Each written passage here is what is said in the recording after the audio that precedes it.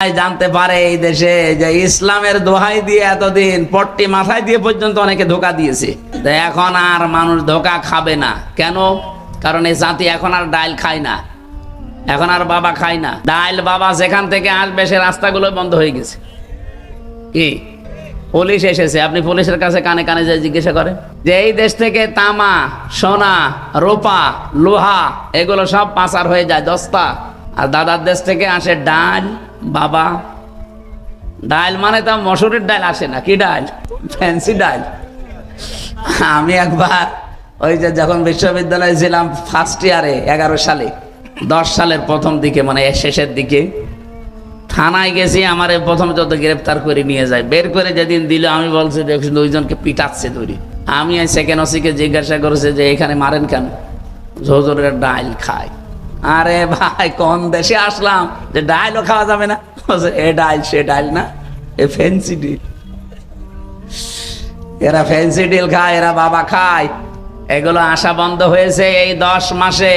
জাতি পোড়াটা চেঞ্জ হয়ে গেছে। এখন আর জাতি মাতাল নেই যে আপনি পট্টি মাথায় দিয়ে হাতে তসবিহ নিয়ে উল্টা পাল্টা বুঝিয়ে দেবেন আর মানুষ বুঝে ফেলবে। এই কথা বোঝেন? জাতি এখন ভেবে চিনতে সিদ্ধান্ত নেবে ইনশাআল্লাহ। কোন ষড়যন্ত্রে আমরা পা দেব না। সম্মানিত ভাইরা, আমরা কোরআনে কারিমের যে আয়াত দিয়ে আরম্ভ করেছিলাম আলিফ লাম দিয়ে, জালিকাল কিতাবু লা রাইবা ফি, কোরআনের ক্ষমতা আছে হেদায়েত দেওয়ার। তো হেদায়েত পাওয়ার জন্য আমারও কিছু কোয়ালিটি লাগবে। সে কোয়ালিটি প্রথম কি? আমার মন থাকা লাগবে। সুতরাং আজকে আপনি মন তৈরি করে বসেন যে তেলাওয়াত কিন্তু আয়াত থেকে যেগুলো এখান থেকে ডেলিভারি দেওয়া হবে এটা আমার জন্যই। এটা কার জন্যে? আল্লাহ যেন আমাকে মেনে চলার তৌফিক দেন। যদি মন তৈরি এখনো না হয় যে যা শুনছি শুনি, বাড়ি যাওয়ার আগে আবার রেখে যাব। আপনি আজকের একদিনের মাহফিল না, কিয়ামত পর্যন্ত যদি এখানে হতেই থাকে, আপনি শুনতেই থাকেন, কিছুই হবে না। কারণ আমাদের চাইতে গিরিশচন্দ্র সেন সে বেশি শুনেছে, বেশি লিখেছে, বেশি বুঝেছেও বেশি। বুঝেছে বেশি বললাম কেন?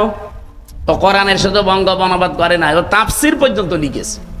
ওই নরসিংদী বাড়ি শিবপুরে এই হিন্দু বেটা পড়া কোরআন শরীফের এক একটা শব্দের একাধিক অর্থ ওর আয়ত্তে ছিল, নাই তো তাফসির করলো কি দিয়ে?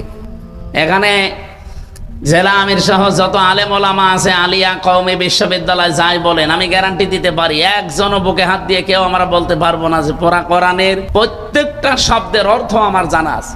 পারবেন না?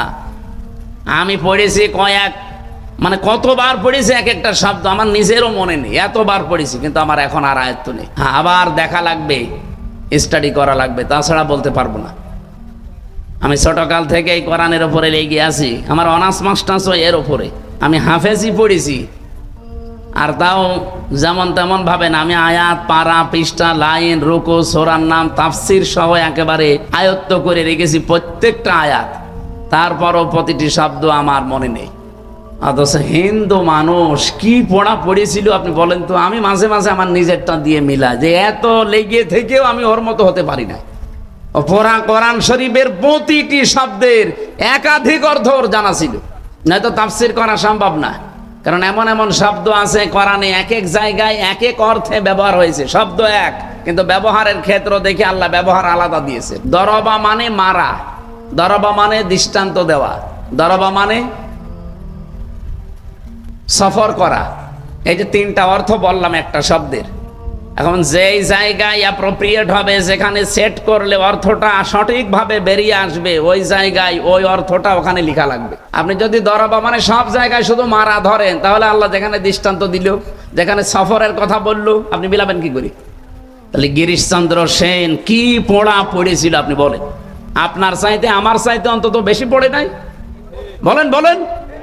বেশি তো পড়েছে, বেশি বুঝেছে, বেশি লিখেছে, বেশি শুনেছে, কিন্তু মরণের আগে হেদায়েত পেয়েছে না? পাইনি। মরে যাওয়ার পরে পরে মাটিতে দেয়নি, জানাজা দেয়নি, কবরে দেয়নি, কি করেছে? পুড়িয়ে ফেলেছে। কি বুঝলেন বলেন আপনি? এত বেশি কোরআনের কাছে থাকার পরেও এই লোকটা হেদায়েত পায়নি, কারণ ওর মন ছিল না। কি ছিল না? আমাদেরও যদি মন না থাকে গিরিশচন্দ্র সেনের মতো হয়, আপনাকেও আল্লাহ হেদায়েত দেবেন। আল্লাহর অত দায় পড়ে না যে আপনাকে হেদায়েত না দিলে আল্লাহর ক্ষমতা মনে হয় কমে যাবে। এই জন্য আপনি আগে মন তৈরি করেন, আপনার জন্যই কোরআন, আর কোরআন এসেছে হেদায়েত দেওয়ার জন্য। এটা পারেও, কিন্তু সবাইকে দেয় না। এই যে দুধ, দুধ এর নাম কিন্তু ideal food. Milk is an ideal drink বলা হয় না, আইডিয়াল ফুড বলা হয়। অথচ দুধ তো তরল, ওটা তো ড্রিঙ্ক বলার দরকার। বিজ্ঞান বলছে না milk is an ideal food, এটা আদর্শ খাবার, আদর্শ পানি না। সারা পৃথিবীর 12,500 খাবারের ওপরে চিকিৎসা বিজ্ঞানী যারা তারা গবেষণা করেছে, ওরা মিলিয়ে দেখছে যে খাবার আপনার ক্ষুধা লাগলে খাবেন, ক্ষুধা মিটবে, তো পিপাসা মিটবে না। হ্যাঁ, পিপাসা মেটাতে হলে আগে পানি পান করেন, পিপাসা মিটে যাবে, কিন্তু ক্ষুধা আবার মিটবে না পানিতে। এক একটার এক এক কাজ। এ পৃথিবীতে একটাই মাত্র খাবার তারা পেয়েছে, তার নাম দুধ, যেটা খেলে ক্ষুধাও মিটে যায়, পিপাসাও মিটে যায়। এই জন্য বিজ্ঞান এখন জানিয়েছে সন্তান জন্মের একাধারে 6 মাস পর্যন্ত পৃথিবীর কোনো কিছু যেন তারে না দেওয়া হয়, শুধু মায়ের দুধ ছাড়া। 2 বছর পর্যন্ত দুধ খাওয়ানোর নিয়ম। যেই সন্তান যত বেশি মায়ের দুধ খেতে পারবে, তাকে পৃথিবীর রোগ শোক থেকে আল্লাহ তত বেশি বাঁচিয়ে রাখবে। এমনকি সে হুষ্টপুষ্ট হবে, মোটা তাজা থাকবে, রোগ শোক থেকে প্রতিবন্ধকতা সৃষ্টি হবে এই দুধের কারণে। আমার মনে হয় আমি একটু জন্মের পরে দুধ কম পেয়েছিলাম, এই জন্য আমার শরীরই চলে না। এই 2 জন মনে হয় একটু বেশি পেয়েছে। কিন্তু আমার আফসোস লাগে এখন আমাদের মেয়েরা অনেকেই তারা সন্তানকে এখন আর দুধ দিতে চায় না। মনে করে আমার ফিগার নষ্ট হয়ে যাবে, আমার স্বাস্থ্য খারাপ হয়ে যাবে। পৃথিবীর কোন জিনিস যদি এক জায়গায় জমাট হয়ে থাকে, ওটা কিন্তু আর ঠিক থাকে না, নষ্ট হয়ে যায়। এই যে পানি, নদীর পানি যদি আপনি বাদাল দিয়ে রাখেন, ঠিক থাকবে? পচন ধরবে, ওখানে পোকামাকড় তৈরি হবে, দুর্গন্ধ বের হবে, নষ্ট হয়ে যাবে। আর ছেড়ে দেন, স্বচ্ছ নির্মল পানি আসতেই থাকবে। লোহা লক্কড় আছে, এক জায়গায় রেখে দেন, মরিচা ধরবে, জং ধরবে, নষ্ট হয়ে যাবে। যত বেশি কাজে লাগাবেন তত ওর ধার ঠিক থাকবে। এই কথা বলছে না কেন? পৃথিবীর প্রতিটি জিনিসেই টাকা পয়সাও এক জায়গায় রাখা ওভাবে ঠিক না, ওর হক যত আদায় করবেন তত ভালো থাকবে। পৃথিবীতে ক্ষমতাও এক জায়গায় ঠিক না, এইটাও গরম হয়ে যায়। 15 বছর যদি একাধারে তাদের কাছে না থাকতো, এত গরম হইতো না। কথা বলেন না কেন? পৃথিবীর কোন জিনিস যেহেতু এক জায়গায় রাখলে ঠিক থাকে না, রাখলেই নষ্ট হয়ে যায়। ঠিক মায়ের স্তনে আল্লাহ যে দুধ দিয়েছেন, এটা যদি জমাট করে রাখেন, এখানে ক্যান্সার হওয়ার সম্ভাবনা। আপনি ফিগার ঠিক রাখার জন্য বলছেন না আমি দুধ খাওয়াবো না, শেষে ক্যান্সার হলে কেটে বাদ দেওয়া লাগবে, তখন টের পাবেন। আমি আর নিচে নামলাম না। সম্মানিত মা বোনেরা, আপনার স্তনে আল্লাহ যে দুধ দিয়েছেন, এটা শুধু খাবার না, এর ভেতর আল্লাহ মহব্বত দিয়েছেন। এই জন্য যে সন্তান মায়ের দুধ বেশি করে খায়, তাদের মায়ের সাথে মহব্বত, ভালোবাসা বৃদ্ধি পায়। দাস আপনারা দিতে চান না, স্বামীকে বলে যে ডানো আনো, কি আনতে বলে? ডানো, ডানো আনো। মনে হচ্ছে পাগল পেয়েছে আমাদের। ডানো না এনে দিলাম, কিন্তু ডানো বানায় কি দিয়ে? পশুর খাবার দিয়ে, পশুর দুধ দিয়ে বানানো হয় ডানো। ওর ভেতরে যে 19টা জিনিস পাওয়া যায়, ডানোর ওখানে লেখা আছে, দেখবেন একটা একটা করে পশুর দুধের কিছু নিয়ম নীতি ওর ভেতরে পাওয়া যায়। এই জন্য ডানো খেয়ে যারা মানুষ হয়, দেখবেন বড় হয়, এই মানুষগুলো আর মানুষের চরিত্রে থাকে না, পশুর মতো হয়ে যায়। এরাই বড় হলে তখন মা বাবার আর সম্মান, ভালোবাসা, শ্রদ্ধা দেয় না, তখন বৃদ্ধাশ্রমে রেখে আসে। এক কথা বলছেন? দুধের কত বড়, কত ফজিলত আছে দুধের। প্রতিদিন একটা সন্তান মায়ের স্তন থেকে কমপক্ষে 8 বার 10 বার করে দুধ পান করতেই থাকে। এক একবারে যদি দুধ পান করে, কমপক্ষে 1 পোয়া করেও পান করলে এক এক দিনে 2 কেজি পান করে। আমি আমারটা হিসাব করে দেখেছি। আমি যদি একা, আমি হিসাব করলাম আমার মায়ের স্তন থেকে কমপক্ষে আমি 2 বছরে 36 মণ দুধ খেয়েছি।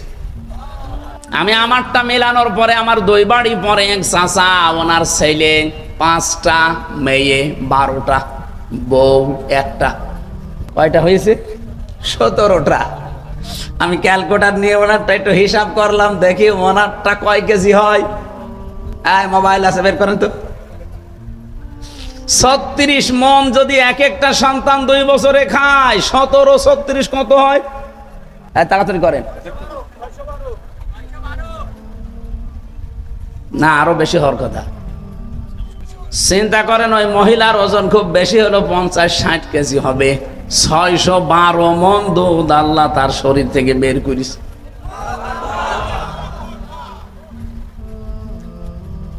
ওই মহিলার কোনো ক্যান্সারও নেই, এখনো বেঁচে, এখন মারা গেছে কয়েকদিন আগে। 12টা মেয়ে 12 গ্রামে বিরিয়ে দিয়েছে। এক এক মেয়ের বাড়ি যদি 7 দিন করেও থাকে, ওর বছর শেষ। সম্মানিত মা বোনেরা, এখন 1টা 2টা 3টা সন্তানের পরে আপনার শরীর আর চলে না, অথচ ওই মহিলার 17টার সন্তান, রোগ বালাই নেই। দুধের এত বড় ক্ষমতা, এত বড় ফজিলত বলতে গেলে আরো বলা যায়, কিন্তু দুধ সবার জন্য ভালো না। কি আমাশার রোগীকে দুধ দেন, সুবহানাল্লাহ না নাউজুবিল্লাহ? তোর পায়খানায় থাকা লাগবে সবসময়। দুধ তো ভালো। এখন কি দুধের দোষ? দুধের দোষ না ওর পেটের দোষ? বলেন বলেন। এই যে সূর্যটা আলো দেয়, ওর কাজই আলো দেওয়া।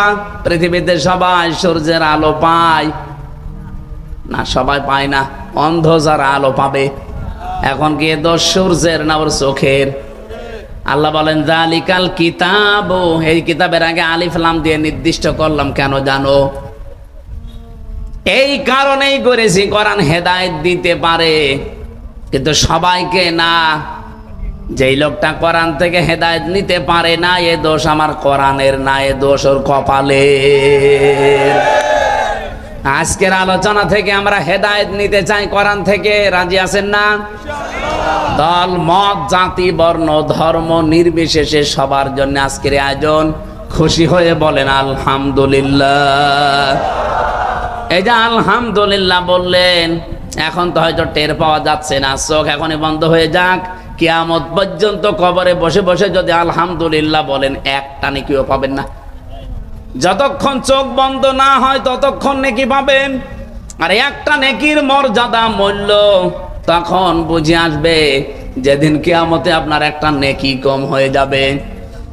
আল্লাহ পাক পাঠাবেন, যাও নিকট আত্মীয়দের কাছে যাও। ইয়াউমা ইয়াফিরুল মারউ মিন আখিহি ওয়া উম্মিহি ওয়া আবিহি ওয়া সাহিবাতিহি ওয়া বানিহি।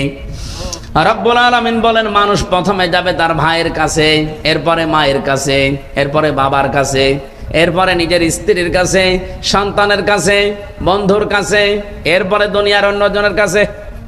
ও মাগুরাবাসী, এখান থেকে একটা শিক্ষা আমি বের করতে পারি। সিরিয়াল হিসাবে আল্লাহ প্রায় এখানে 6 জনের নাম দিয়েছেন: ভাই, মা, বাবা, স্ত্রী, সন্তান, বন্ধু। বিপদে পড়লে 6 প্রকার মানুষ এগিয়ে আসে না দূরে যায়? বলেন বলেন। অথচ কিয়ামতে আল্লাহ বলেন এর আগে পালাবে।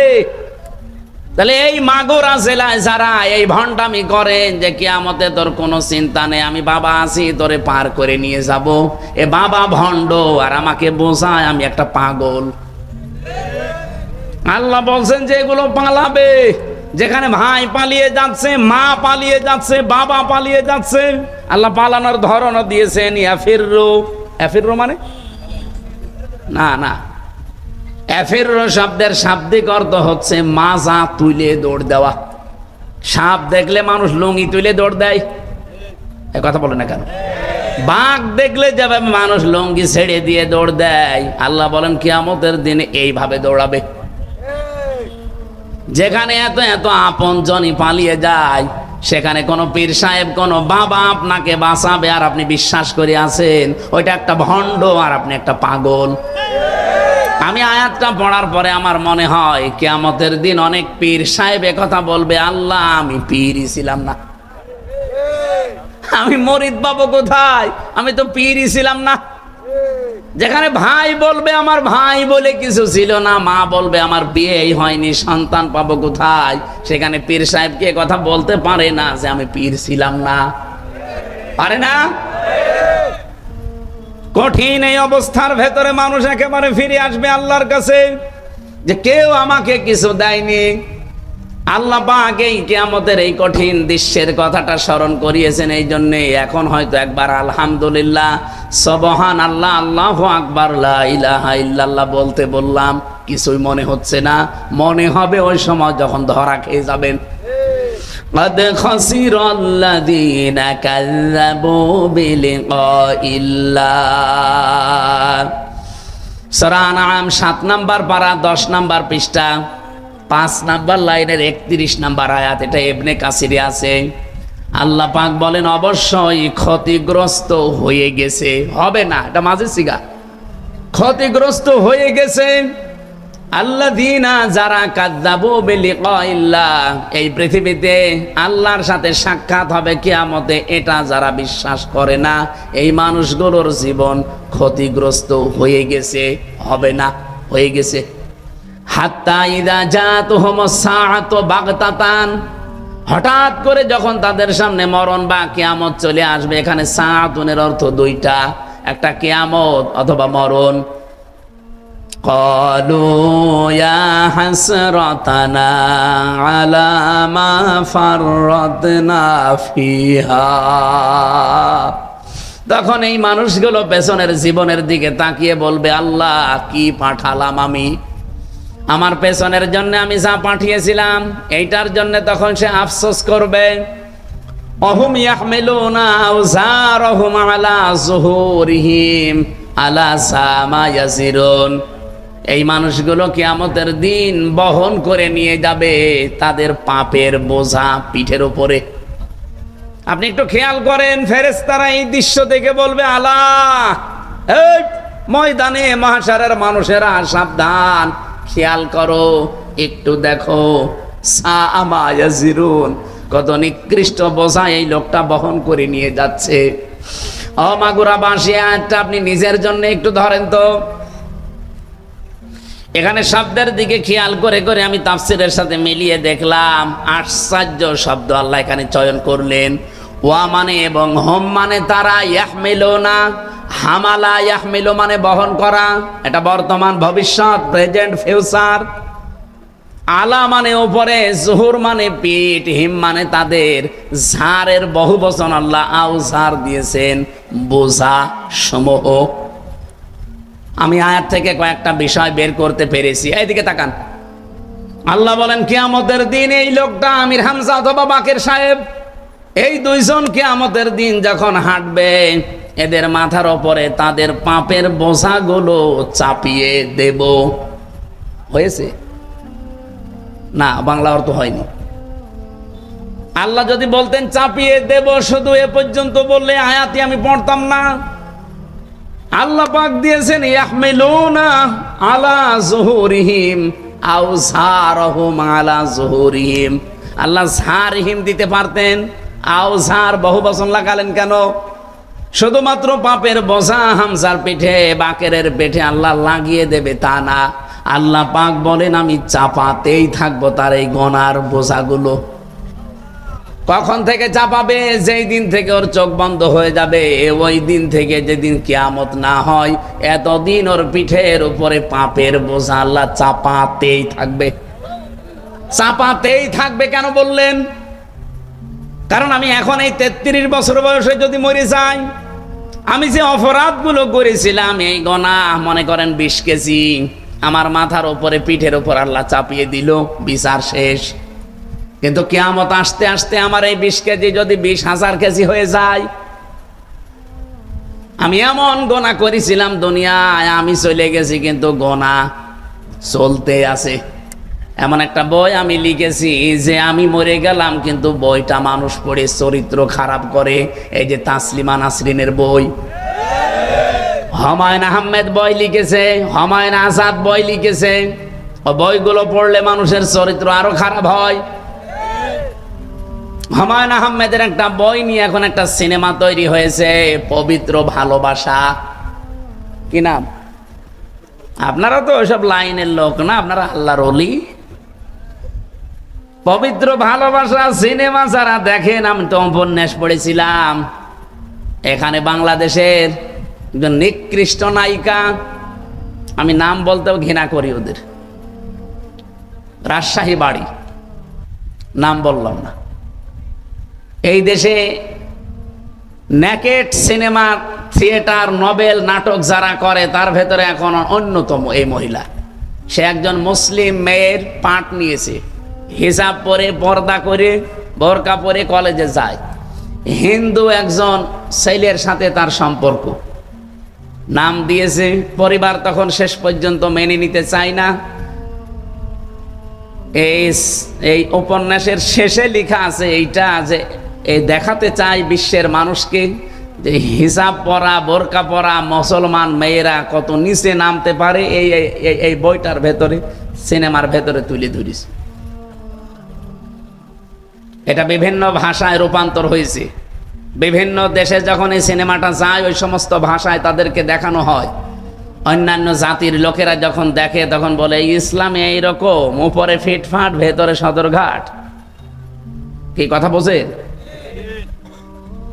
এখানে যে মুসলমান মেয়ের পাঠ নিয়ে সিনেমায় অভিনয় করেছে, হিন্দু একজন ছেলের পাঠ নিয়ে যেই ছেলেটা অভিনয় করছে, দুইজনের সাথে বিবাহ শাদী যতই ভালোবাসা হোক, জায়েজ আছে? বলেন বলেন। তখন এই মুসলিম মেয়েটার মা বাবা তারা মেনে নেয় না, বলে না আমরা গার্জিয়ান হিসাবে এই বিয়ে মানি না। ওরা তখন ইসলাম ধর্মকে ছোট হিসাবে উপস্থাপন করে যে এ ধর্ম উদার না। হিন্দুরা তো মেনে নিচ্ছে, আপনি মেনে নিতে চান না কেন? আমি মেনে নিতে চাই না আমার কোরআনের কারণে। ওয়ালা তানকিহুল মুশরিকিনা হাত্তা ইউমিনু, যতক্ষণ একজন মুশরিক মুসলমান না হবে, ঈমান না আনবে, কোনো মুমিনা নারীর জন্য তাকে বিয়ে করা জায়েজ নেই। অথচ আমার এই দেশে যারা দায়িত্বে ছিল পূর্বে, বহু মানুষের ছেলে, বহু মানুষের বোনের ছেলে মেয়ে, তারা এমন এমন মানুষের সাথে বিয়ে করেছে যাদের বিয়েই জায়েজ নেই। বলেন,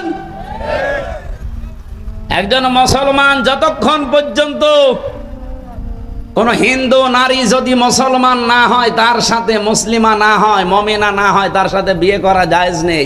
এই আয়াতকে আমি বানালাম সূরা বাকারা 2 নম্বর পারা 14-16 নম্বর পৃষ্ঠা, না 14 নম্বর পৃষ্ঠা, 3 নম্বর লাইনে আছে, 4 নম্বর লাইনে আছে, 221 নম্বর আয়াত। বাড়ি যে আপনি মিলান তো। এরা যে বড় বড় গলাবাজি করে যে আমরা আমাদের ছেলেকে, আমার মেয়েকে আমরা বিয়ে দিয়েছি আহলে কিতাবের সাথে। কিসের আহলে কিতাব? এই পৃথিবীতে মুসলমান বাদ দিয়ে যত জাতি আছে, এক কথায় সব কাফের। কে কথা বলেন না কেন? মুসলমান বাদ দিয়ে যত জাতির লোক দুনিয়া আছে, 4,500 জাতির লোক দুনিয়ায় আছে, সব কাফের। এমনকি মুসলমানদের ভেতরে আমি দায়িত্ব নিয়ে বলতে পারি, এটা রেকর্ড হচ্ছে আমার সামনে, শুধু মাগুরার এই কয়েক হাজার মানুষ না, এখন তামাম পৃথিবীতে যারা আছেন সবার উদ্দেশ্যে বলছি, আমি দায়িত্ব নিয়েই বলছি। এই পৃথিবীতে বিশেষ করে বাংলাদেশে ইসলামপন্থী মানুষরা বাদ দিয়ে মানুষের তৈরি করা আইন কানুন যারা প্রতিষ্ঠার জন্য আন্দোলন করেন, আপনি যে কোনো ভাবে মুশরিক। আপনি কোন ফতোয়া নিয়ে আনবেন, কোন আলেম থেকে নিয়ে আসেন দেখি। যারা ধর্ম নিরপেক্ষতা মতবাদে বিশ্বাস করেন, ওইগুলো কায়েম করতে চান, আবার নামাজও পড়েন, আপনি কাফের, কাফের এবং কাফের। এটা আপনার মন রক্ষা করা আমার কোনো দরকার নেই। আমার যেটা ফতোয়া এসেছে আমি ওইটা বলে দিলাম। আপনি কি রাগ করলে? বলেন তো, আমার 33 বছরে, ওনার 60 বছরে বা 50 বছরে আমরা 50 মন গোনা করেছিলাম। কিয়ামতের দিনে 50 মন ওনার মাথার উপরে আল্লাহ যদি চাপিয়ে দেয়, আমার 33 মন যদি গোনা চাপিয়ে দেয়, তো বিচার শেষ। তো কিয়ামত আসতে আসতে আমার বোঝা যদি 33,000 মন হয়ে যায়, এরকম হবে না? এই পবিত্র ভালোবাসা নামে যে উপন্যাস আপনি লিখে চলে গেলেন, আপনি তো মরে গেছেন, কিন্তু সিনেমা হয়েছে। এই সিনেমা বিভিন্ন দেশে চলছে। কত মানুষ ইসলাম সম্পর্কে খারাপ ধারণা করছে, মুসলিম মেয়েদেরকে নিয়ে উল্টাপাল্টা মন্তব্য করছে আপনার এই লিখিত বইয়ের কারণে। আপনি মরে গেছেন, কিন্তু বই তো মরেনি। বলেন বলেন, যতদিন পর্যন্ত এই সিনেমা চলবে, এই বই থাকবে, যত মানুষ দেখবে, পড়বে, খারাপ হবে, ইসলাম সম্পর্কে, মুসলিম মহিলাদের সম্পর্কে খারাপ ধারণা করবে, কবরে বসে বসে আপনার ওই বোঝা বাড়তেই থাকবে। আপনি হয়তো 80 বছর বয়সে মরে গেছেন 80 মন গোনা নিয়ে, কিন্তু কিয়ামতে যখন উঠবেন আপনার গোনা হবে 80,000 মন। এরকম মানুষ বাংলাদেশে নেই। আল্লাহ এই জন্য ছাড় না দিয়াও ছাড় দিয়েছেন। আমরা এমন কোন কাজ যেন করে না যায় যে আমি চলে যাওয়ার পরও আমার গোনা জারি আছে। আমরা শুধু শুধু সাদগায়ে জারিয়া, আরে ভাই সাদগায়ে জারিয়া যদি থাকে তে গোনায়ে জারিয়াও আছে। আমি এমন একটা দল গঠন করলাম, আমি মরে গেছি কিন্তু আমার দলের লোক তো মরেনি, ও 180 মাইল বেগে চাঁদাবাজি করছে। এরকম দল তো দেশে নেই। আমি তো করি না, আমি তো দল তৈরি করে মরে গেলাম, কিন্তু যারা আছে আমার দলের ওরা যত অন্যায় করবে সবগুলো ফ্লাক্সে লোড হয়ে আমার কবরে যেতে থাকবে। বিশ্বজিৎকে যে ছেলেটা হত্যা করেছিল যারা, একজন আমার সাথে ছিল ওই খুলনায় বাড়ি, কপিলমণি শাওন, ও ভেতরে আমার সাথে এই 3 বছর ছিল। মাঝে মাঝে আফসোস করে বলতো জীবনে সব চাইতে বড় ভুল এটা। আমি এই যে 8-9 দিন আগে গিয়েছিলাম কপিলমণি, ওই শাওনের মার বাবা একটাই ছেলে এসেছিল, কি কন্দন, 2 জন। প্রথমে দেখে আমার মনে হচ্ছে যে 2 জনই মনে হয় হিন্দু, ওনারা 2 জনই শিক্ষিকা শিক্ষক, কিন্তু একটাই ছেলে বিপথে চলে গেছে। এমন একটা দলে যোগ দিয়েছিল যেই দলে মানুষ হত্যা করা শেখানো হয়। মাগুরাবাসী, এই জন্য আমরা এমন কোন কাজে আঞ্জাম না দেই যে আমি চলে গেলাম কিন্তু আমরা ছাত্র সংগঠন বসে নেই, ওরা চাঁদাবাজি চালাচ্ছে, ওরা মানুষ খুন করা চালিয়ে যাচ্ছে, ওরা এমন এমন মিথ্যা কথা বলে যে এই কথাগুলোর কোনো ভিত্তি নেই। কয়েকদিন আগে এক ছাত্র নেতা, তাও কেন্দ্রীয়, উনি বক্তব্য দিতে গিয়ে বলে ফেললেন ইসলামী ছাত্র শিবির 71 সালে রগ কেটেছে। আর 71 সালে ওরা তো জন্মই হয়নি, ও তো 77 সালে জন্ম। তা আমার জন্ম 77 সালে, আমি 71 সালে রগ কাটলাম কি করে? আন্দাজে মিথ্যা কিছু চাপিয়ে দিতে গেলে ভুল ভাল বের হয়ে যায়। এটা তামাম দুনিয়া এখন বলছে যে ওই ছেলেটা মিথ্যাবাদী, ওর আন্ডারে যত ছেলে আছে ওইটাই শিখবে। এই কথা বললেন না কেন? আপনি এত বড় মিথ্যা কথা, এত মিথ্যা তথ্য আপনি ছড়াতে পারেন? আপনি দায়িত্বশীল জায়গায় বসে দায়িত্বপূর্ণ কথা বলবেন, নয়তো আপনি এখনই যদি মরে যান, আপনার একটা মিথ্যা কথার কারণে কত মানুষ আপনার কথা শুনেছে, ওরা তো অনেকেই মনে করবে না, হতেও পারে। যারা জানে না যে শিবির 1977 সালে প্রতিষ্ঠিত, তারা তো মনে করবে না ওই 71 সালে মনে হয় রগ কেটেছে মায়ের পেটের ভেতরে থাকতে। ও মায়ের পেটে তো আসে নাই না, মায়ের পেটে তো এসেছে। 77 সালে তাদের জন্ম। 71 সালে যিনি কেন্দ্রীয় সভাপতি ছিলেন ওই সময়, প্রতিষ্ঠাতা শহীদ মীর কাশেম আলী রহমতুল্লাহ আলাইহি, উনি নাই? সম্মানিত ভাইরা, আমরা এমন কোন কাজ না করি যে আমি চলে গেলাম কিন্তু আমার গোনা বসে নেই, ও চলতে আছে। আমি কবরে আসি ঠিক, কিন্তু আমার এই বোঝাগুলো বাড়তেছে। আগে ছিল হয়তো 10 মন, এখন হয়ে যাচ্ছে 10,000 মন। কিয়ামত আসতে আসতে হয়ে যাবে 10 লক্ষ মন। তখন ফেরেশতারা বলবে আলা সামায়াজিরুন, কত নিকৃষ্ট বোঝা এই লোকটা বহন করে নিয়ে যাচ্ছে। আজ হয়তো মানুষ আপনাকে দেখলে চেয়ার ছেড়ে দেয়, সম্মান করে সালাম দেয়। ফেরেশতারা যখন এই কথা আপনাকে দেখিয়ে বলবে দেখেন কত নিকৃষ্ট বোঝা বহন করে নিয়ে যাচ্ছে, কেমন লাগবে বলেন তো ওই জায়গায়? আল্লাহ আমাদের বাঁচান, জোরে বলেন আমিন। এজন্য নেকির মূল্য আমরা এখন টের পাচ্ছি না, চোখ বন্ধ হলে আমরা টের পাবো। আল্লাহ আমাদেরকে এখনই এই কামাই করার জায়গায় নেকি কামাই করার তৌফিক দিন, বলেন আমিন। সূরা তাওবা থেকে মাত্র একটা আয়াতের অংশ বিশেষ পড়েছি, খুব গুরুত্বপূর্ণ বিষয়। আমরা আসেন তাফসির আকারে কিছু কথা শুনি, নাকি বাড়ি চলে যাবেন? তাফসির মাহফিল লেখা না এখানে? হ্যাঁ, তাফসিরুল কোরআন মাহফিল লিখে দিয়েছেন। সূরা তাওবা 129টা আয়াত আছে। আমরা 111 নম্বর আয়াতের মাত্র 4 ভাগের 1 ভাগ পড়েছি। রব্বুল আলামিন বলেন ওমান আওফা বিআহদিহি মিনাল্লাহি ফাস্তাবশিরু বিবাইইকুমুল্লাযী বায়াতুম বি ওয়া যালিকা হুয়াল ফাওজুল আযীম। আওফা দিয়েছেন আল্লাহ।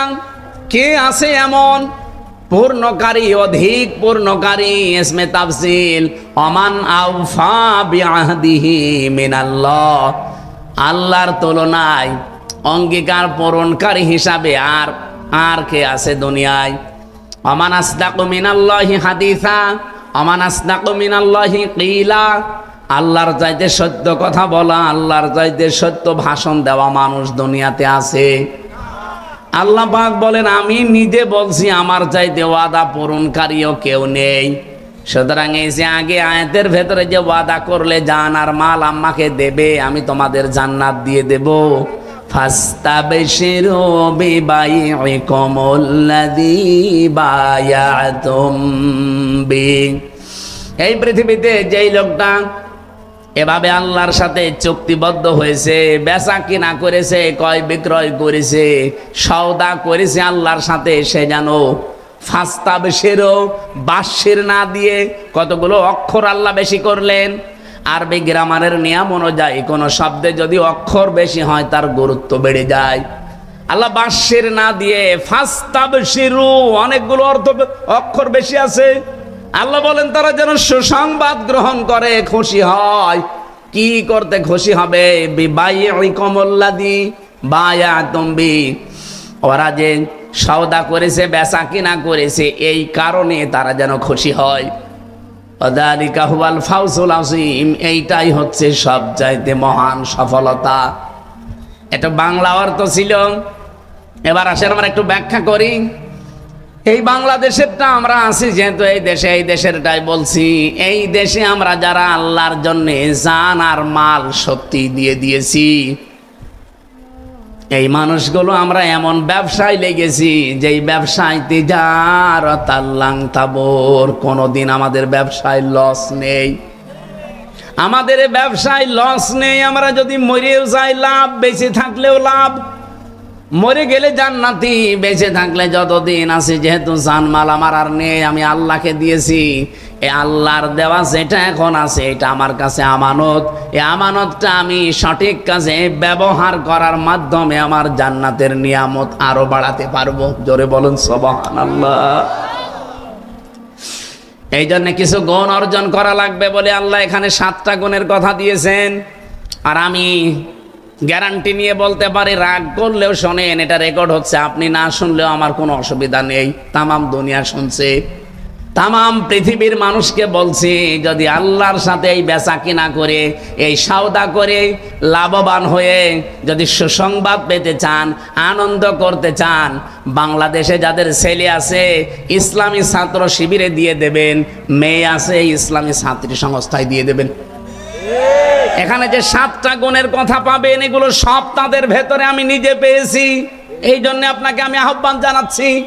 1 নম্বরে আত্মাইবুন, তারা তাওবাকারী। ওরা সব বিরাদের, সব বিদারিতে রাতের বেলা গভীর রজনীতে রাত 1:30 2টার সময় যে কান্না কাটি আমি নিজে দেখেছি, বাংলাদেশে কোনো ছাত্র সংগঠন এইটা আমি পাইনি। এই জন্য আপনারা গ্যারান্টি দেই, আপনার ছেলেটাকে আপনি দেন, মেয়েটাকে দেন, ওরা এই নিয়মটা শিখাবে, তাকে তাওবাকারী বানাবে। আর অন্যান্য দলেও তওবা আছে, কিন্তু তওবা আছে কি ও শাতা নিজেই বোঝে না। তওবা কি? খালি আস্তাগফিরুল্লাহ পড়লে তওবা হয় না। তওবা করতে হলে 2টা শর্ত মানা লাগে, আর একটা সময় মেনটেন করা লাগে। আর এটা ইসলামী ছাত্র শিবির মানে। এবার আপনি সূরা জুমারের 54 নম্বর আয়াতে যান, পাবেন এই তথ্যটা। রব্বুল আলামিন বলেন, কেউ যদি তাওবা করতে চায়, জীবনের অপরাধগুলো ক্ষমা করে নিতে চায়, কি করা লাগবে জানো? ওয়া আনিবু ইলা রাব্বিকুম ওয়া আসলিমু লাহু মিন ক্বাবলি আইয়াতিয়াকুমুল আযাবু সুম্মা লা তুনসারুন। 1 নম্বরে আপনাকে ফিরে আসা লাগবে আল্লাহর দিকে। 2 নম্বরে আল্লাহর বিধান এখন যেখানে যেটা পাবেন আত্মসমর্পণ করে দেবেন, মাথা নত করে দেবেন, স্যালেন্ডার করে ফেলবেন। এই 2টা শর্ত শুনতে যত সহজ মনে হচ্ছে, এই 2টা শর্ত মানা অত সহজ না। আমি আল্লাহর দিকে ফিরে যদি আসি, আমার তাকে আর সুখ থাকবে না। কি আমি যে আল্লাহর দিকে ফিরে এসেছি, আমার কাছে ঘোষ থাকবে, আমার বউ ব্যাপারটাই চলতে পারবে, আমি সিনেমা দেখতে পারবো, বলেন তাহলে শব্দটা শুনতে কি ছিল? আনিবু ইলা রাব্বিকুম, যে আল্লাহর দিকে ফিরে আসে। শুনতে তো সহজে হয়ে গেল, বলেও ফেললাম সহজে, কিন্তু বাস্তব জীবনে এটা মেনে নেওয়া কত কঠিন আপনি বলেন। এতটুকু আল্লাহ শেষ করেননি, ওয়াসলিমু, এটা আরো কঠিন। আল্লাহর বিধান যেখানে যেটা পাবে ও সঙ্গে সঙ্গে মাথা নত করে দেবে। এটা যে কত বড় কঠিন কাজ, যারা এর সমস্যায় সম্মুখীন হয়নি সে বুঝবে না। আল্লাহর বিধান যখন যেটা সামনে আসবে না, আমার নিজের আর কিছু নেই, কারণ আমি কলিন্না সলাতি ও নুসুকি ও মাহইয়া ও মামাতি লিল্লাহি রাব্বিল আলামিন পড়ে ফেলেছি। এখন আমার আর নিজের মন মতো কিছু করার কায়দা নেই। এই যে আমার নিজেরটা ধরেন, হ্যাঁ অনেকে মনে করতে পারেন আপনি, মানুষ ট্রাই করার জন্য প্রথমে মেম্বারে দাঁড়ায়, এরপরে চেয়ারম্যানে দাঁড়ায়, এরপরে ভাইস চেয়ারম্যানে দাঁড়ায়, এরপরে উপজেলা চেয়ারম্যানে দাঁড়ায়, এরপরে মেয়রে দাঁড়ায়, এরপরে এমপি দাঁড়ায়। আপনি তো কিছুই কোনোদিন দাঁড়ালেন না, একবারে আপনার এই এমপিতে দাঁড় করিয়ে দিয়েছে। এটা দাঁড় করিয়ে আমার জন্য ভালো হয়নি, আমার দুনিয়ার হিসাবে আমার আরো লস হয়েছে। কারণ বাংলাদেশের জামাত ইসলামের আমির যিনি, উনি অলরেডি ঘোষণা দিয়েছে, এই দেশ এই দল থেকে কেউ যদি এমপি হতে পারে 5 বছরে তার একটা টাকাও বাড়বে না। অন্য দল কোন কোন দল আছে বাংলাদেশে, সেই দলের লোক এই ঘোষণা দিতে পারে যে আমার দল থেকে কেউ এমপি যদি হয় 5 বছরে তার একটা টাকাও বাড়বে না, আরো কমবে? বলেন, কোন দল যদি এই ঘোষণা দিতে পারে আমি ছেড়ে দেবো এখনই। আমার তো মনে হয় অন্য কোন দল তো দিতেই পারবে না, যদি দেয় ওই দল থেকে কেউ এমপি দাঁড়াবে না। বলবো ছাতা করে আমি করবো কি? আর আমার লস হয়েছে এই কারণে বলছি, 5 বছরে যদি আল্লাহ আমারে পাস করায়ও একটা টাকাও তো বাড়বে না, আরো যা আছে কমবে। এই 5 বছর আমি বাইরে থাকলে আমার কত বাড়তো বলেন তো দুনিয়া হিসাবে। এরপর আমি আকিস গ্রুপের খতিব, কত কিছু পেতাম, যে সব আমার হাত ছাড়া হয়ে যা আল্লাহ দিয়েছিল, আমার বাবার যা ছিল ছাতা আরো চলে যাবে। এ লাইনে এসে আমার কি হলো? আমি তো জীবনে কোনোদিন মেম্বারে দাঁড়াবো কল্পনাও করি নাই, স্বপ্নেও দেখি নাই। হঠাৎ করে চাপিয়ে দিলে দায়িত্ব। কারণ আমি কলিন্না সলাতি ও নুসুকি যেই দিন পড়েছি অক্টোবরের 13 তারিখে 24 সালে, ওই দিন থেকে আমার আর মন বলে কিছু নেই, যা বলে তাই। যদি ওটা জায়েজ হয়, ক্বালু সামি'না ওয়া আতা'না, আমরা শুনলাম মেনে নিলাম। এটা যদি নেতার ক্ষেত্রে হয়, বলেন তো আল্লাহর ক্ষেত্রে আরো কত কঠিন। এই জন্য যারা তাওবাকারী হবে ওই মানুষগুলোর দ্বিতীয় শর্ত এইটা, ওরা যখন আসবে ওরা আল্লাহর কথা শুনলে আত্মসমর্পণ করে দেবে। কখন করবে? মিন ক্বাবলি আইয়াতিয়াকুমুল আযাবু সুম্মা লা তুনসারুন, ওই আযাব আসার পূর্বে, যখন তাকে আর সাহায্য করা হবে না। মাগুরাবাসী আমাদের সাহায্য করা হবে না একটা সময়, ওই সময়ের নাম মরণের সময়। কিয়ামত মনে পাচ্ছেন আপনি? মরণের সময়, মরণের সময় আপনাকে আর সাহায্য করা হবে না। সুতরাং এই সময় আসার আগে আপনাকে এই 2টা শর্ত মানা লাগবে। আর মরণ তো আসবে 41 সালে। কখন? বাড়ি যাওয়ার পরে। বসে আছেন, দাঁড়াবেন, সে গ্যারান্টি আছে? সুতরাং এক্ষুনি চলে আসতে পারে। তাহলে তাওবা করা লাগবে কি 2 বছর পর না এখনই? এক্ষুনি। এই তাওবাটা আমি পেয়েছি এদের ভেতরে। সুতরাং আমরা যদি সফল হতে চাই, মহা সফলতা অর্জন করতে চাই দুনিয়ার আখিরাত মিলে, 1 নম্বরে আমাদের গুণ তৈরি করা লাগবে, আমরা যেন তাওবাকারী হই। তাওবা করতে হলে কয়েকটা শর্ত মানা লাগে। 1 নম্বরে আপনাকে অপরাধের স্বীকৃতি দেওয়া লাগবে। 2 নম্বরে অনুশোচনা করা লাগবে, অনুতপ্ত হওয়া লাগবে। 3 নম্বরে জীবনে আর এই কাজ আমি কোনো দিন করবো না, এরকম দৃঢ় সিদ্ধান্ত নেওয়া লাগবে।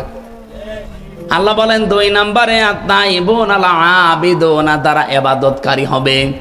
ইবাদত বলতে শুধু নামাজ রোজা না, এই পৃথিবীতে যত রকমের কাজ আমি করি সবই আমার ইবাদত। আমি যে টয়লেটে যাই এইটাও ইবাদত।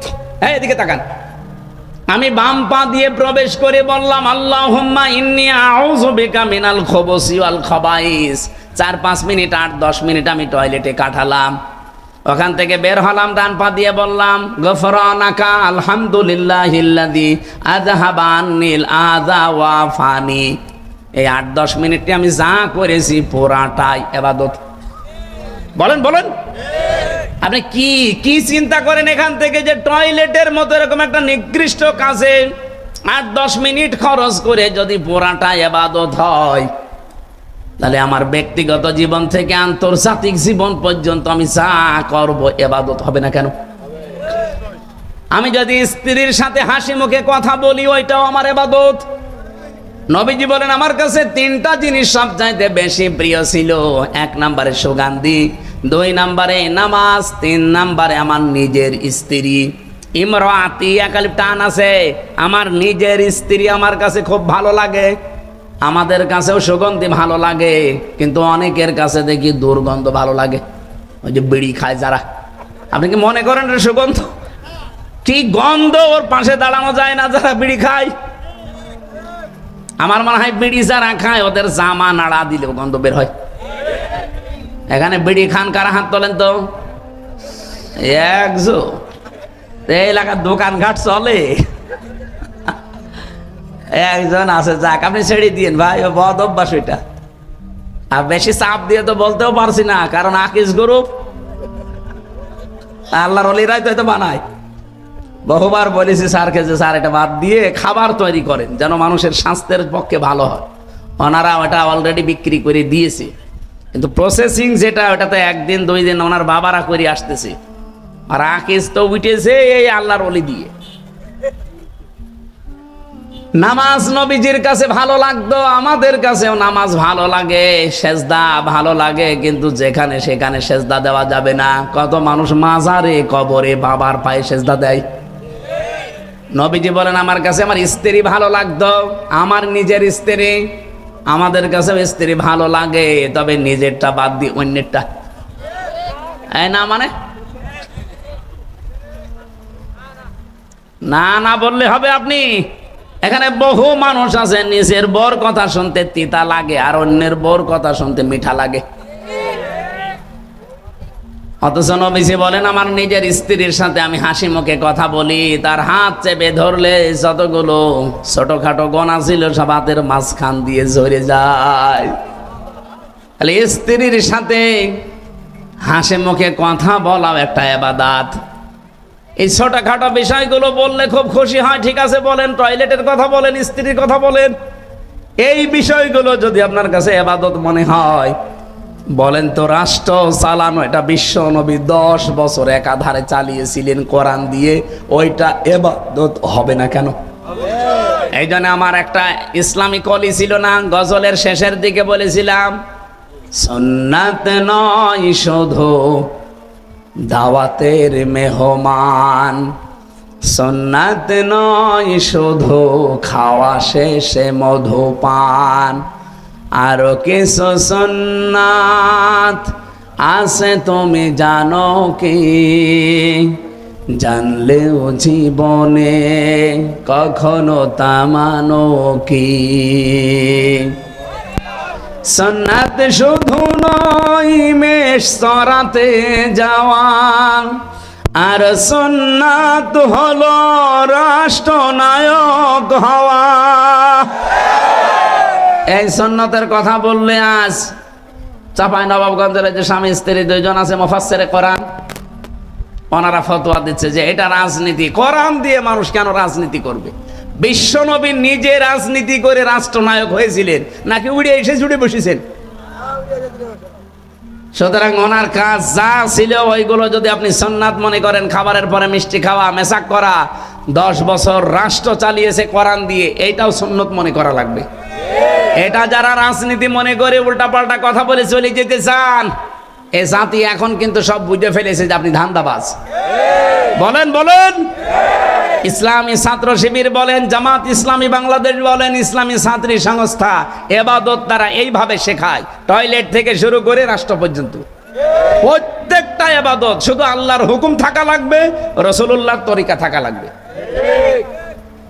এরপরে দিয়েছে হামিদুনা, তারা প্রশংসাকারী হয়, তাদের মুখে এত বেশি প্রশংসা শুনবেন আল্লাহর। এই যে কথা বলা হয় তারা রগ কাটে, কে বলেছে আপনাকে? আমি নিজে তো মিশেছি তাদের সাথে, কয় কোনোদিন তো পাইনি যে রগ কেটে দিয়েছে।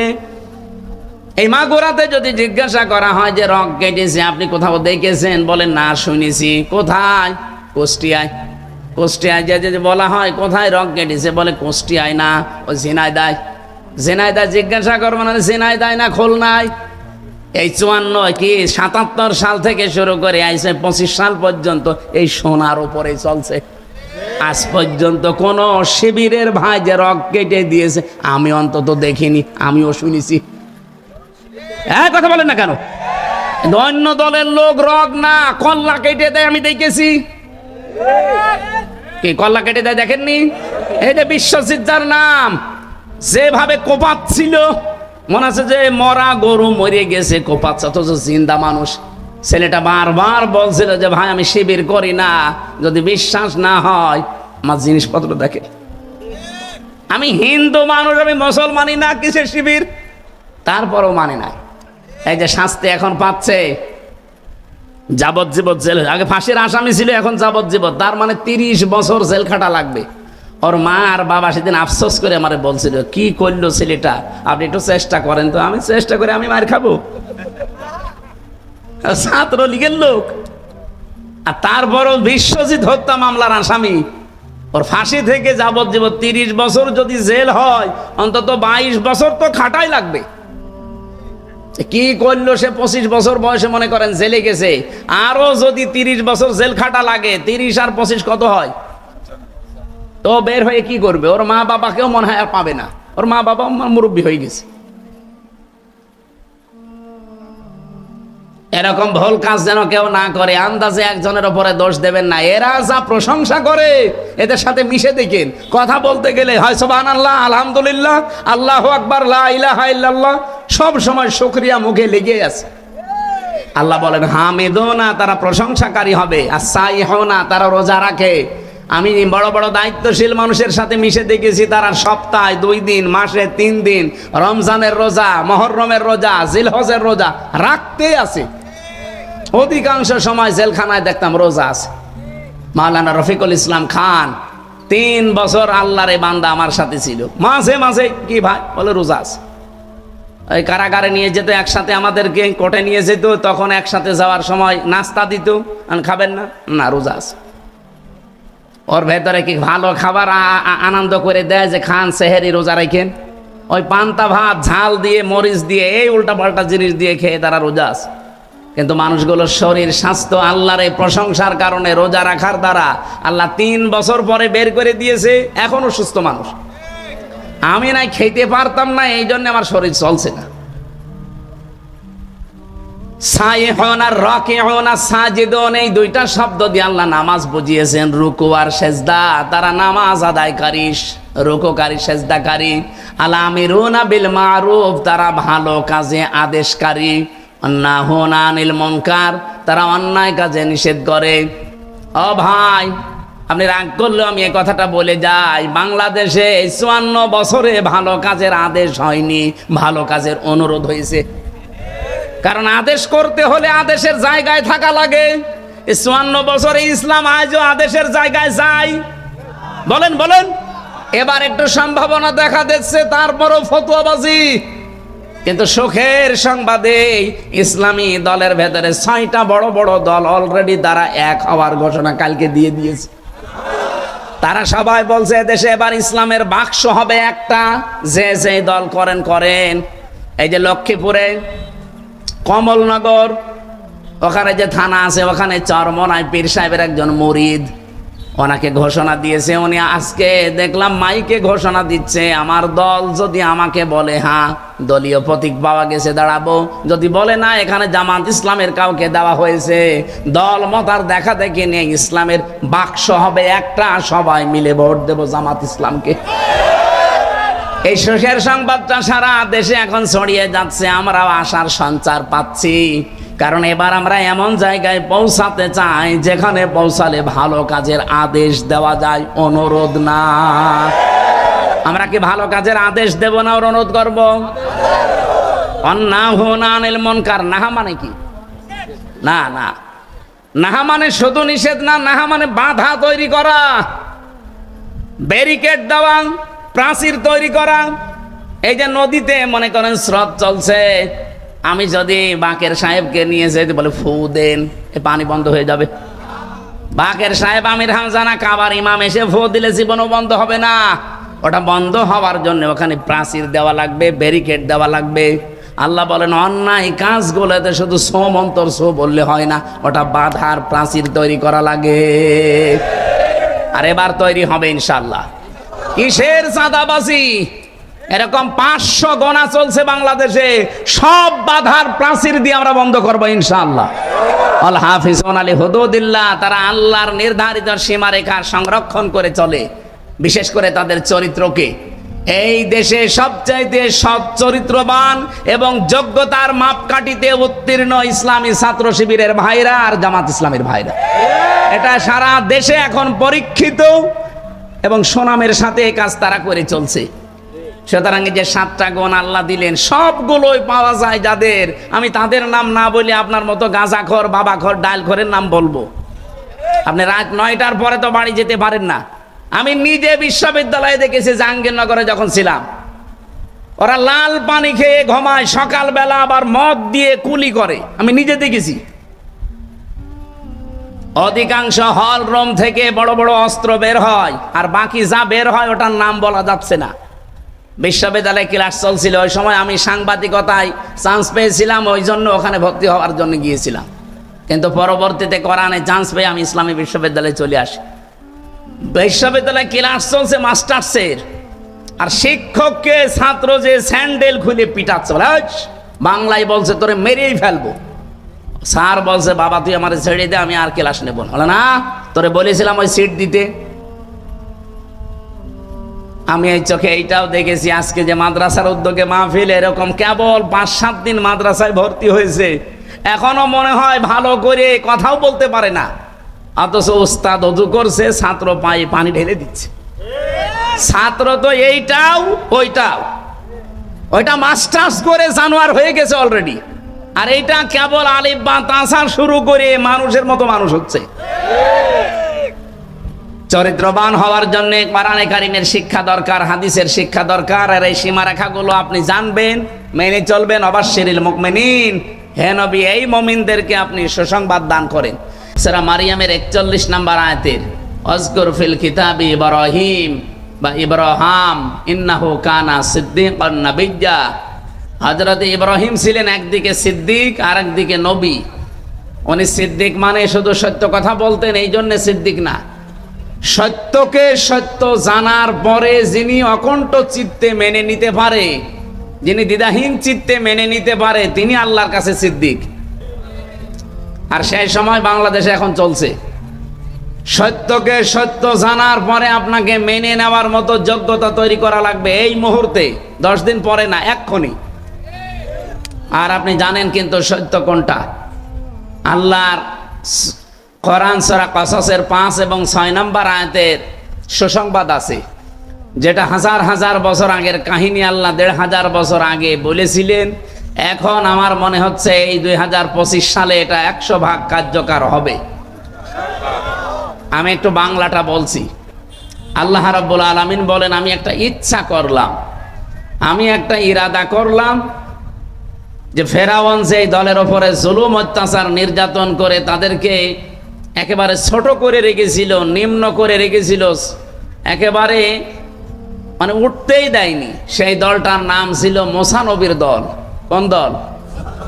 মুসা নবীর দলকে সে দাঁড়াতে দিয়েছে, উঠতে দিয়েছে, ছোট করে রাখতো, গোলাম বানিয়ে রাখতো, দাস বানিয়ে রাখতো। আল্লাহ বলেন, আমি শেষ পর্যন্ত একটা ইচ্ছা করলাম, নুরিদু আন্না মুন্না, আমার ইচ্ছা হচ্ছে আমি একটু মনন করব। মনন মানে অনুগ্রহ করব, আমি দয়া করব, আমি রহমত দেব তাদেরকে। কাদের? আলাল্লাযীনা ইসতাদঈফু ফিল আরদি, যাদেরকে জমিনে দুর্বল করে রাখা হয়েছিল। আর আমরা জানি এই কাহিনী যেহেতু মুসা আলাইহিস সালামকে উদ্দেশ্য করে আল্লাহ নাযিল করেছেন, ওই জামানায় ফেরাউন ওই দেশের মানুষকে ছোট ছোট দলে দলে ভাগ ভাগ করে একটা দলের ওপরে খুব বেশি অত্যাচার করেছিল, সেই দলের নাম মুসা আলাইহিস সালামের দল। এ পর্যন্ত কোনোদিন শোনেননি? কথা বলেন না কেন? আপনি এখন ১৫০০ বছর পরে এই যে তাকান, এন হায়াত নাজিল হয়েছে ১৫০০ বছর আগে, এখন এর দিকে তাকান।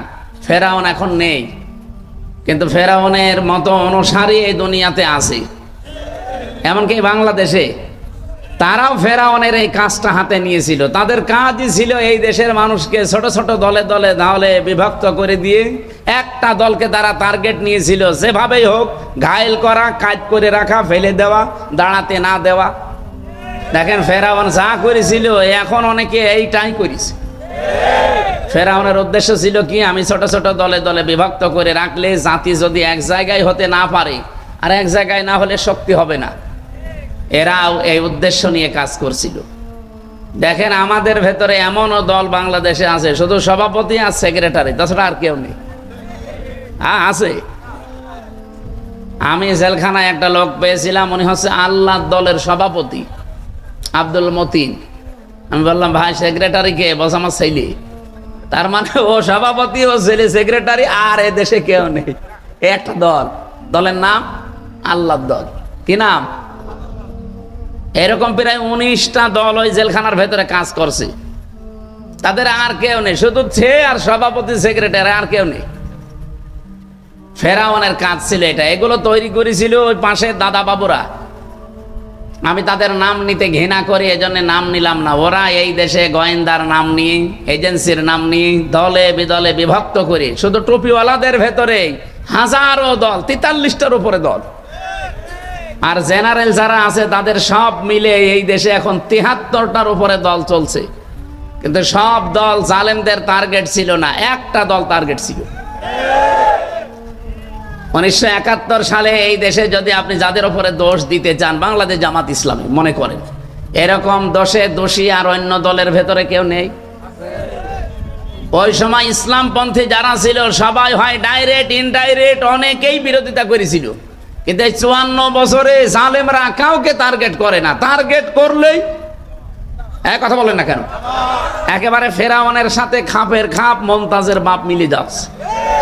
যা করেছিল এই লেডি ফেরাউন তাই করিস। ইন্নাহু কানা মিনাল মুফসিদিন, সে ছিল সন্ত্রাসী, ফ্যাসাদ সৃষ্টিকারী, বিশৃঙ্খলা সৃষ্টিকারী, এমনকি ভীতিপূর্ণ পরিবেশ তৈরিকারী, একেবারে তাই করেছিল। চাচা এরশাদ আক্ষেপ করে মরণের আগে বলেছিল, ঘরে থাকলে খুন, বাইরে থাকলে খুন। এরকম পরিস্থিতি চলছিল না? বলেন বলেন। এমনকি আগস্টের 3 তারিখের আগে সিদ্ধান্তই দিয়ে দিয়েছিল যে যেখানে ইসলামপন্থী মানুষ পাবে কোনো অর্ডার লাগবে না, মেরে ফেলা লাগবে। আর এই অর্ডারটা এসেছিল দাদার কাছ থেকে। কোনো বিচার আচারই লাগবে না। এই কারণেই তো আজ বিশ্ব এমন এমন খেপে গেছে যে কি গো, ভালো মানুষ আপনি একেবারে গুলি আছে বলে মারি ফেলবেন না। 3 তারিখের পরে 4 তারিখে ইসলামপন্থীরা সব ওই 3 তারিখে বিকালবেলা গোপনে বসেছিল উত্তরায়। তাদের পাশাপাশি এমন সিদ্ধান্ত নিয়েছে যে না, এইভাবে থাকলে আর কয়দিন পরে এদেশে আল্লাহও বলা যাবে না। সুতরাং যখন বেঁচে থাকাই লাগবে, বেঁচে থাকার মতো যদি থাকতে পারি থাকবো, না হলে এভাবে বেঁচে থাকার দরকার নেই। 4 তারিখে ঘোষণা দিয়ে তারা নেমেছিল। 5 তারিখে তো আপনারা দেখলেন ফাইনাল খেলা। আমার তো মনে হচ্ছে আল্লাহ যে হাজার হাজার বছর আগে মুসা আলাইহিস সালামের ব্যাপারে যে সিদ্ধান্ত নিয়েছিল, এই দেশে এখন ইসলামপন্থীদের ব্যাপারে সেই সিদ্ধান্ত আল্লাহ নতুন করে আরেকবার নিতে যাচ্ছে। কোরআনের এই আয়াত যদি সত্য 100 ভাগ আমরা বিশ্বাস করি না করি না, তাহলে আপনি মুসা নবীর সাথে আল্লাহ যা করেছিল, তারা যেহেতু জুলুম অত্যাচার নির্যাতনের শিকার ছিল, আমরাও 54 বছরে একেবারে জুলুম অত্যাচার নির্যাতনের শিকার কম হয়নি। কত রাত অনেকে কলা গাছের নিচে কাটিয়েছে, কত বাঁশ গাছের নিচে কাটিয়েছে, ধানের ক্ষেতের ভেতরে কাটিয়েছে, আখের ভেতরে কাটিয়েছে। কথা বলেন না কেন? নিজের স্ত্রীর কাছে 15 বছর 17 বছর যেতে পারেনি এমন মানুষ দেশে নেই।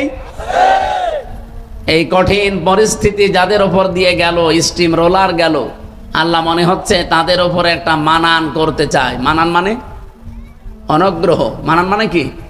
দয়া করা, রহমত করা, অনুগ্রহ করা। আল্লাহ বলেন আমি কি করব জানো?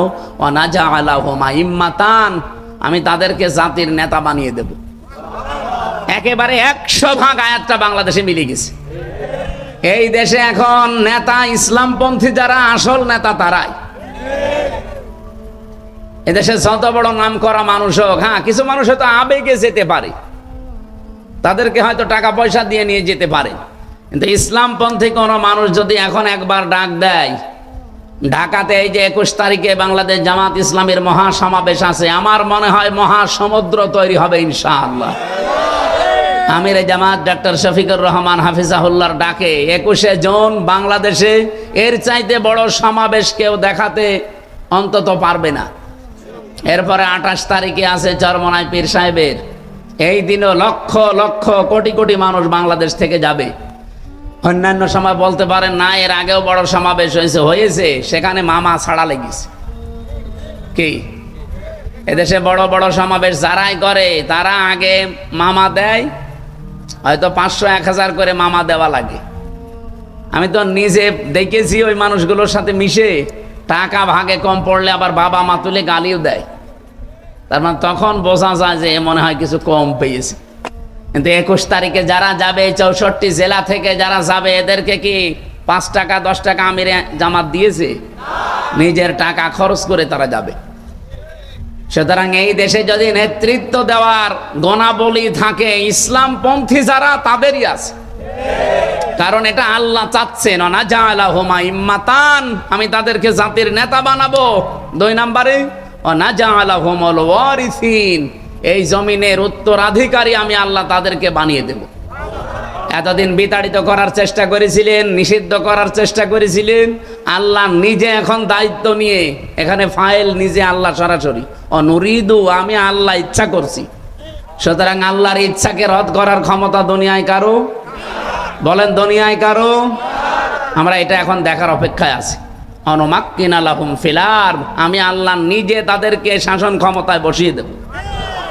আমি মনে হয় বানাচ্ছি না, সূরা কাসাস 6 নম্বর আয়াত, অনুমাক্কিনা লাহুম ফিল আরদ, আমি আল্লাহ নিজে জমিনের শাসন ক্ষমতার চেয়ারে তাদেরকে বসাবো। এখানে বসাবে কে? আরো জোরে, সরাসরি কর্তা আল্লাহ নিজে। কেন করাবো জানো? নুরিয়া ফিরাউনা ওয়া হামানা ওয়া জুনুদাহুমা মিনহুম মা কানু ইয়াহজারুন, আমি ফেরাউনকে দেখাতে চাই। আমার প্রশ্ন হচ্ছে নুরিয়া, আল্লাহ বলেন আমি দেখাতে চাই, দেখাতে চেয়েছি, আল্লাহ বলেন না চাই। বর্তমান ভবিষ্যৎ প্রেজেন্ট ফিউচার, বলেন তো এখন ফেরাউন বেঁচে আছে? বলেন বলেন, তাহলে আল্লাহ কেন নুরিয়া দিলেন? যে আমি দেখাতে চাই ফেরাউনকে। ফেরাউনই তো নেই, তার মানে ফেরাউনের আত্মীয় স্বজন এখনো দুনিয়ায় আছে। আর যেটা পালিয়েছে ওটা যে লেডি ফেরাউন ছিল তামাম দুনিয়া এখন বলছে। তার মানে আল্লাহ তাকে দেখাবে। 2 নম্বরে আল্লাহ নাম দিয়েছেন হামানা, হামান ছিল মন্ত্রী, আর একদিকে হামান ছিল টাক। কি আপনি দেখেন, টাকলা মোরাদ থেকে কামরুল টাক থেকে শুরু করে যতগুলো টাক, এ টাকদেরকে আল্লাহ দেখাবে, আর সবগুলোই মন্ত্রী ছিল। হয়তো আল্লাহ সরাসরি এখানে কামরুল টাকের নাম দেয়নি, মোরাদ টাকলার নাম দেয়নি, কিন্তু হামানের নাম দিয়েছে। ও হামান যা যা করতো এই টাকগুলো তাই তাই করিস। 3 নম্বর জুনুদাহুমা, আল্লাহ বলেন তাদের সৈন্য সমর্থন, তাদের দলীয় লোকজনকে আমি দেখাবো। ঠিক আল্লাহ দেখাবে। কেন? মিনহুম মা কানু ইয়াহজারুন, এই মানুষগুলো সবচাইতে বেশি ভয় পেত মুসা নবীর দলকে। এই 54 বছরে এই দেশে ইসলামপন্থী কোন দলকে জালেমরা এত ভয় পায় না যত ভয় পায় জামাত আর শিবিরকে।